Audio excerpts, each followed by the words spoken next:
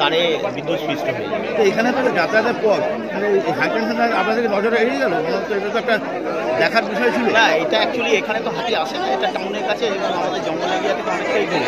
তো এখানটা গ্রামবাসী যেটা করছে ওনারা অনেকবার বলেছে বিদ্যুৎ দপ্তরকে, এবং যে বিপজ্জনকভাবে আছে যে কোনো সময় মানুষ মারা যেতে পারে।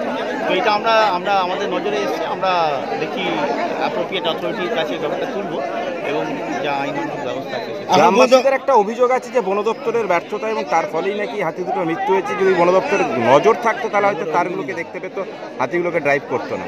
এটা তো আপনারা দেখছেন বিগত কয়েকদিন ধরে আমাদের স্টাফের নিরলস প্রচেষ্টা হয়ে যাচ্ছে, ফিল্ডে কন্টিনিউয়াস হয়েছে, কালকেও ছিল। এখন কোথায় আপনার কাজ ঝুলে আছে এটা তো দেখা সম্ভব না, বা হাতে কোথায় যাবে সেটা বলা সম্ভব না। এখন এইগুলো যে সংশ্লিষ্ট দপ্তরে দেখা উচিত। আমরা এগুলো যেহেতু নজরে এসছে এবং আমাদের যেখানে যেখানেই নজরে আসছে, যেমন আমরা গুড়িপালে একটা দেখেছিলাম, আমরা কিন্তু সঙ্গে এটা বিদ্যুৎ দপ্তরের নজরে আমরা নিয়ে এসেছি। তো এইরকম ঘটনাগুলো আমরা বলেছি সরকার এফপিসিদের পঞ্চায়েতকে রিকোয়েস্ট করেছি, যদি এরকম কোথাও থাকে তাহলে ইমিডিয়েটলি বিদ্যুৎ দপ্তরের নজরে আনানো, আর এই ধরনের ঘটনা রিপিট না হয় সেটা জানা। এখন কতগুলো হাতি রয়েছে এলাকা?